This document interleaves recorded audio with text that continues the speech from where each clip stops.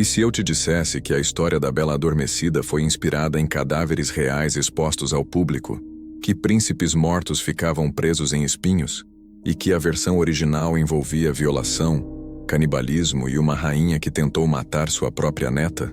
A história que você conhece, o beijo verdadeiro, o despertar mágico, o final feliz, não passa de uma versão sanitizada de um dos contos mais perturbadores já registrados. Prepare-se, porque o que você está prestes a descobrir sobre a Bela Adormecida vai destruir completamente sua infância. Bem-vindos, amantes do obscuro. Hoje vamos desenterrar os segredos macabros por trás de um dos contos de fadas mais amados do mundo. Existem inúmeras versões da Bela Adormecida, e as primeiras estão longe de serem apropriadas para crianças. No entanto, a história mais conhecida hoje se assemelha àquela publicada pelos irmãos Grimm em 1812, na coletânea Contos Infantis e Domésticos. A narrativa começa com um rei e uma rainha desesperados por um filho. Um dia, enquanto a rainha se banhava, um sapo emergiu da água e profetizou: "Seu desejo será realizado. Antes que um ano se passe, você dará à luz uma filha." E assim aconteceu. A rainha deu à luz uma menina tão deslumbrante que o rei, transbordando de alegria, ordenou um grande banquete. Foram convidados familiares, amigos e as 13 mulheres sábias do reino. Porém, havia apenas 12 pratos de ouro disponíveis. Então, uma sábia foi deixada de fora. O banquete foi magnífico. Ao final, as mulheres sábias apresentaram seus dons mágicos à princesa: virtude, beleza, riqueza e todas as bênçãos imagináveis. Mas quando a 11ª sábia terminou, o ar ficou tenso. A 13ª mulher irrompeu no salão, seu rosto contorcido de raiva. Sem cumprimentar ninguém, ela proclamou em voz ecoante: "Aos 15 anos de idade, a princesa espetará seu dedo em um fuso e cairá morta." E desapareceu, deixando um rastro de terror. A 12ª sábia, que ainda não havia dado seu presente, avançou.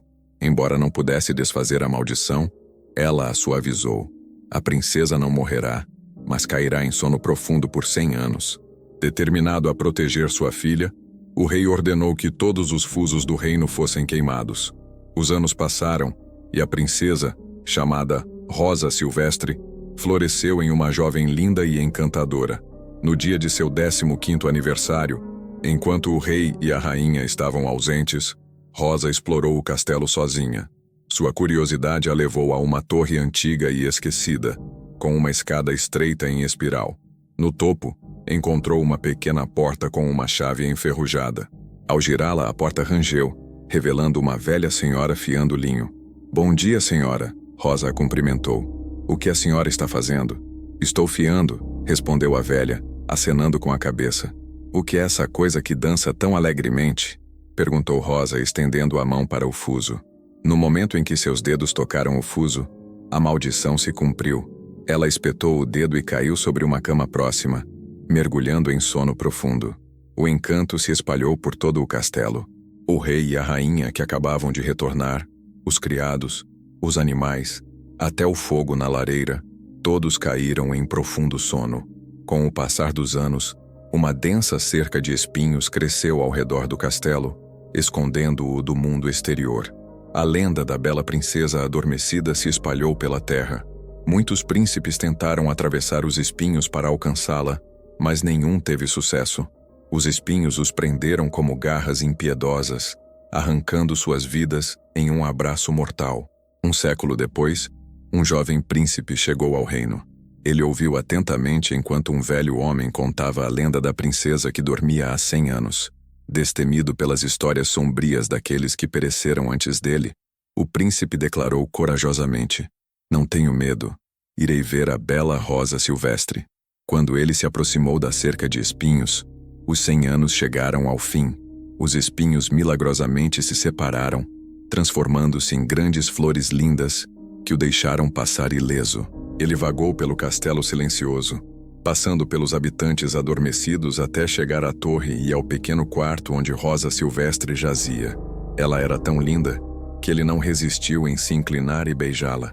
Quando seus lábios tocaram os dela, os olhos de Rosa se abriram. Ela acordou sorrindo gentilmente para o príncipe. De mãos dadas, eles desceram da torre, e ao fazerem isso, todo o castelo despertou. O rei e a rainha, os criados, os animais, todos sacudiram seu longo sono. O castelo voltou à vida. Para celebrar a bravura do príncipe e o despertar de Rosa Silvestre, um magnífico casamento foi realizado. O reino se regozijou, e o príncipe e a pequena Rosa viveram felizes para sempre. Os irmãos Grimm compilaram originalmente esses contos para preservar o folclore alemão. Embora não fossem inicialmente destinados especificamente a crianças, cada vez mais passaram a ser vistos dessa forma à medida que se espalharam pela Europa. Consequentemente, os contos foram sendo sanitizados com o tempo. Nesta versão, destaca-se a imagem macabra de todos os príncipes mortos emaranhados no arbusto de espinhos, um elemento sombrio, frequentemente encontrado no folclore original. O simbolismo desta história tem sido interpretado como representando a transição da donzela para a feminilidade. O beijo final serve como metáfora para o despertar sexual. Os esforços do rei para erradicar todos os fusos podem ser vistos como a tentativa de um pai de atrasar o crescimento de sua filha. Espetar o dedo e sangrar simboliza a primeira menstruação da garota, enquanto seu sono prolongado e despertar com a chegada do príncipe sugere que as mulheres deveriam esperar por um pretendente digno. Temas da natureza são proeminentes em muitos contos dos irmãos Grimm, frequentemente retratada como uma força poderosa e senciente que interage com o destino humano. Na Bela Adormecida, os espinhos ao redor do castelo agem autonomamente, abrindo e fechando por si mesmos. Esta representação foi controversa, sugerindo que a natureza tinha vontade própria, desafiando as visões religiosas estabelecidas da época. A Bela Adormecida tem uma linhagem rica e longa, com muitos contadores de histórias criando contos similares muito antes dos Grimm. Um predecessor notável é o conto italiano Sol, Lua, Itália, de Giambattista Basile, publicado em 1636, mais de 150 anos antes dos Grimm. Embora o conto tenha semelhanças reconhecíveis com A Bela Adormecida, apresenta diferenças bastante perturbadoras. A história começa com um grande lorde abençoado, com o nascimento de uma filha chamada Thalia. Ele convoca os sábios de sua terra para prever seu futuro, e eles preveem que ela enfrentará grande perigo de uma lasca de linho. Para protegê-la, seu pai proíbe qualquer linho ou material similar de entrar em sua casa. Quando Thalia se torna uma jovem linda, ela olha pela janela um dia e vê uma velha fiando. Curiosa, Thalia pede à mulher que a ensine. Ao pegar o fuso, uma lasca de linho entra sob sua unha e ela cai morta imediatamente.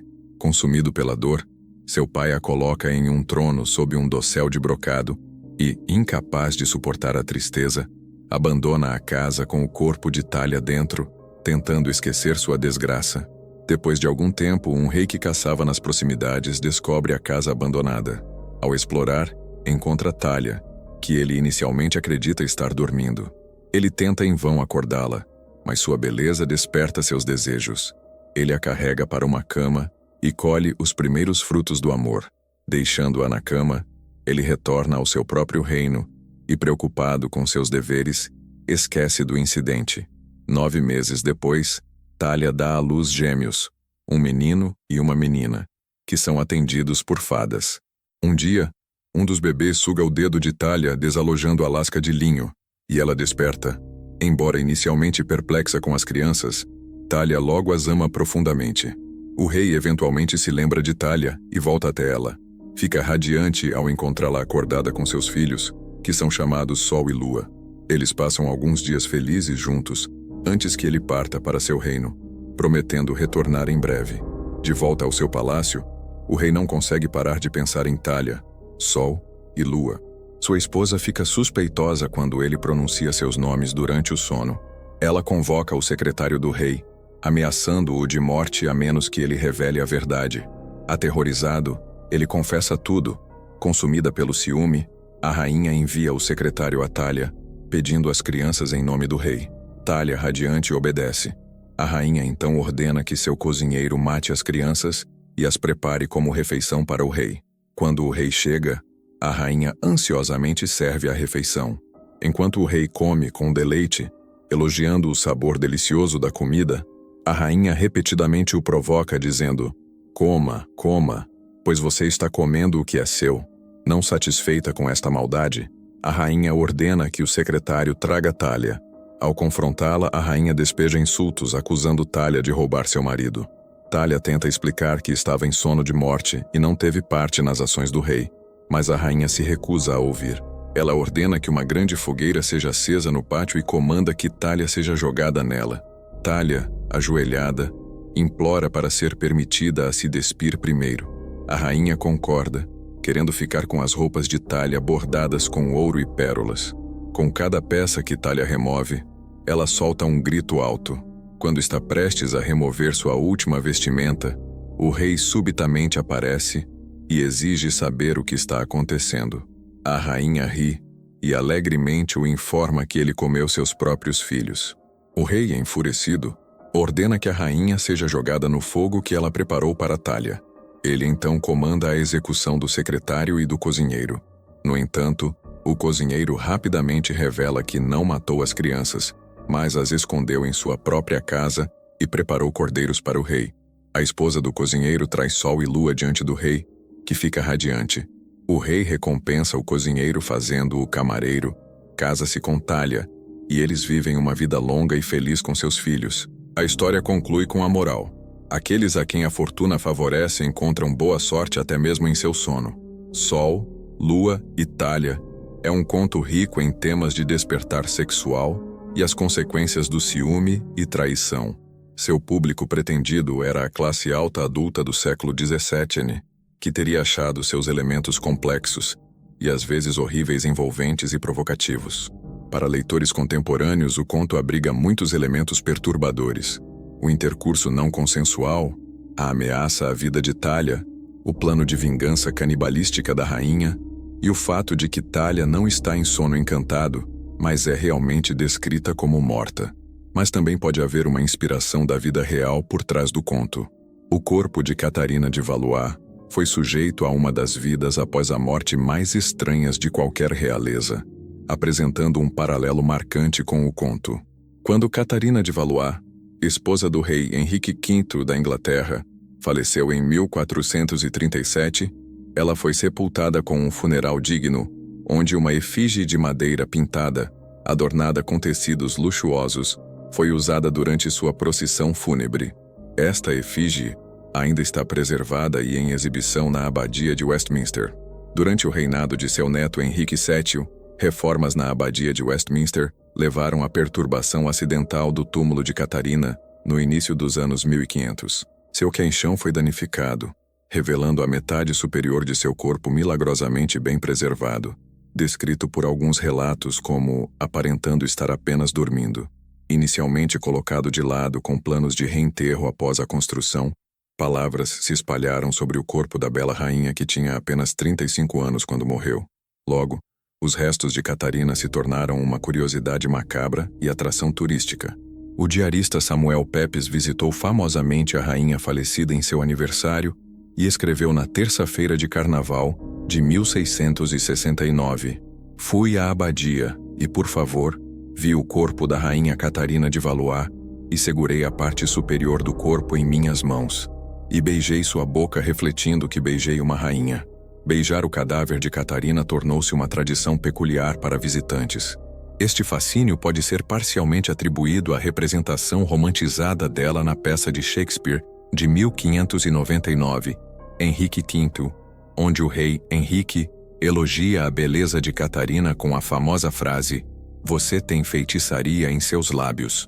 Com pouca supervisão sobre seus restos, o maltrato infelizmente continuou e escalou ao longo dos anos. Em 1786, foi registrado que jovens estudantes se divertiram cutucando, espetando e rasgando o cadáver. Finalmente, em 1878, os restos de Catarina foram reenterrados em um túmulo apropriado na Abadia de Westminster. No entanto, nessa altura, várias porções de seu corpo foram encontradas faltando. Toda a porção frontal de seu crânio, a maioria de suas vértebras, todas menos uma de suas costelas, 2 ossos do braço direito, e apesar de uma busca exaustiva, nenhum único dente pôde ser encontrado. Parece que essas partes do corpo foram levadas como souvenirs por turistas ao longo dos anos. Curiosamente, suas pernas, que permaneceram envoltas em pano de saco, ainda estavam notavelmente bem preservadas. Relatórios descreveram a pele como lisa e flexível. É possível que a história dos restos de Catarina em exibição por quase 350 anos tenha contribuído para a lenda da Bela Adormecida. A exibição histórica de corpos de mulheres mortas se estende além da rainha Catarina. Durante o período medieval, particularmente na Europa católica, numerosos exemplos existem de mulheres cujos corpos, exumados às vezes anos após a morte, permaneceram intocados pela decomposição. Este fenômeno, conhecido como incorruptibilidade, era visto pela Igreja Católica como um sinal de favor divino, indicando uma vida de santidade e pureza. Corpos incorruptos eram frequentemente exibidos em igrejas para veneração pública, atraindo peregrinos que buscavam testemunhar este sinal divino.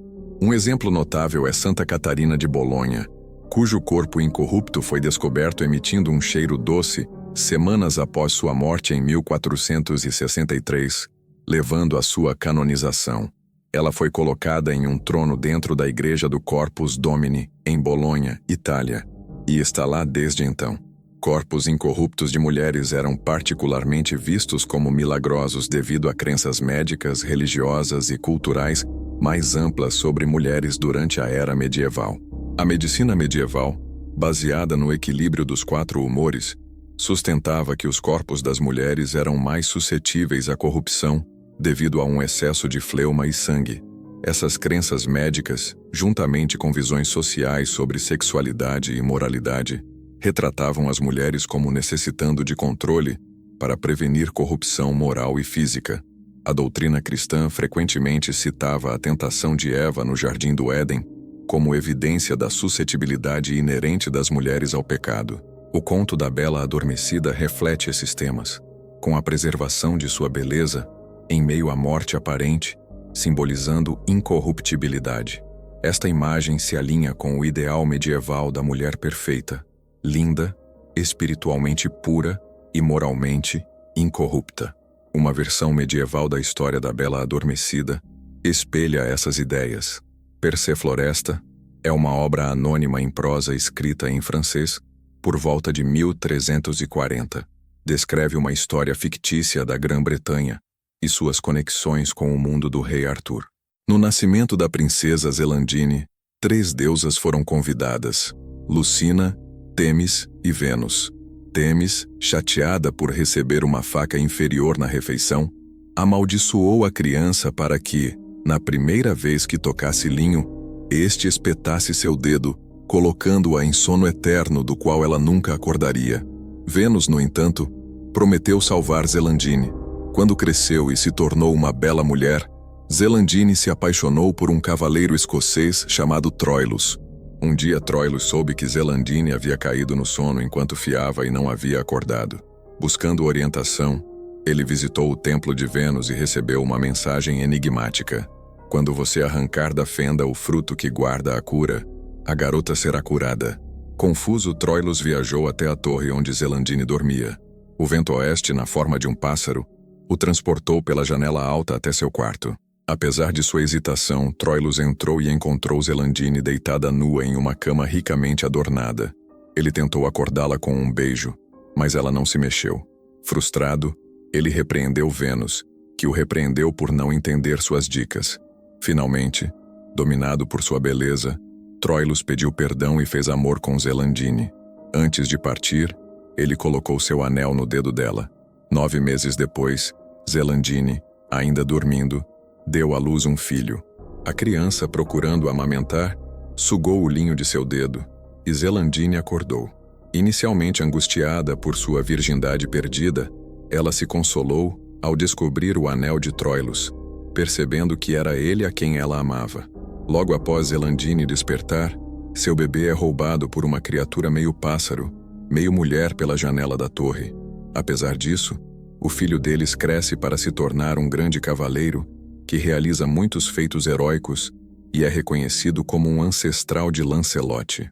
Em todas as versões da história da Bela Adormecida, Figuras sábias predizem o destino da garota ao nascer. Muitas culturas antigas, incluindo grega, romana, eslava e nórdica, apresentam as parcas, seres sobrenaturais que fiam os fios das vidas dos mortais. O sono encantado é causado por fiar ou um fuso, que estão associados às parcas que literalmente fiam destinos. Este motivo reflete a crença de que o destino de alguém é predeterminado e imutável, tecido no tecido da existência desde o nascimento. Ambos esses temas apresentam um mito grego antigo que pode ter influenciado a história da Bela Adormecida.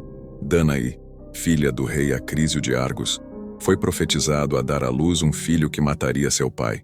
Para prevenir isso, seu pai aprisionou Danaí em uma tumba de bronze sob seu castelo. No entanto, Zeus a visitou como uma chuva de ouro, resultando no nascimento de um filho, Perseu. Ao descobrir Perseu, Acrísio os lançou ao mar em um baú, mas eles sobreviveram e foram resgatados por um pescador. Perseu cresceu para se tornar um herói lendário, matando Medusa e salvando Andrômeda. Eventualmente, a profecia se cumpre quando Perseu acidentalmente mata Acrísio com um disco, cumprindo assim a vontade das parcas. Existem inúmeras outras histórias de vários tempos e culturas que compartilham semelhanças com a Bela Adormecida. Por exemplo, a história de Brunilda na mitologia nórdica. Brunilda, uma valquíria, é punida por Odin por sua desafio e amaldiçoada a viver como mulher mortal. Temendo o casamento com um covarde, Odin a espeta com o espinho do sono e a coloca no topo de uma montanha cercada por fogo. Ela só pode ser despertada por um homem corajoso o suficiente para passar pelas chamas. Siegfried realiza isso despertando-a ao remover sua armadura, e eles se apaixonam. Histórias refletem as sociedades que as criam, e a Bela Adormecida não é exceção. Muitas culturas antigas acreditavam em um destino predeterminado controlado por forças divinas. Na Europa medieval, a doutrina cristã enfatizava que os eventos da vida faziam parte de um plano divino, ensinando lições morais sobre humildade e obediência. A Bela Adormecida destaca essas crenças. A heroína é passiva, dormindo, mas esse é o ponto central da história. Ela não faz nada, mas seu destino ainda se desenrola como previsto, ilustrando o conceito de destino inescapável. Além disso, o conto oferece insights sobre atitudes históricas em relação aos papéis e corpos das mulheres, destacando ideais de bondade moral e obediência, falta de agência e ênfase na aparência física e validação masculina. Embora essas perspectivas sejam problemáticas pelos padrões de hoje, elas fornecem vislumbres valiosos das expectativas sociais e desafios enfrentados pelas mulheres nessas eras. Talvez o aspecto mais fascinante da Bela Adormecida seja sua natureza duradoura.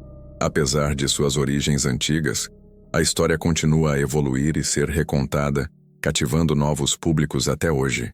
Das mortes grotescas de príncipes emaranhados em espinhos, às violações e canibalismo das versões originais, aos cadáveres reais em exibição que podem ter inspirado a lenda, a Bela Adormecida carrega em si séculos de fascinação humana com morte, destino e o sobrenatural. E agora você conhece a verdade por trás do conto de fadas. A próxima vez que você vir a Bela Adormecida despertando com um beijo, lembre-se, você está olhando para ecos de cadáveres beijados, crianças quase devoradas e uma história muito mais sombria do que Disney jamais contaria. O que mais te surpreendeu sobre as origens da Bela Adormecida? Compartilhe seus pensamentos nos comentários abaixo. E se sua fome pelas origens dos contos de fadas ainda persiste, não deixe de se inscrever e explorar o resto do canal. Vejo você em um vídeo futuro.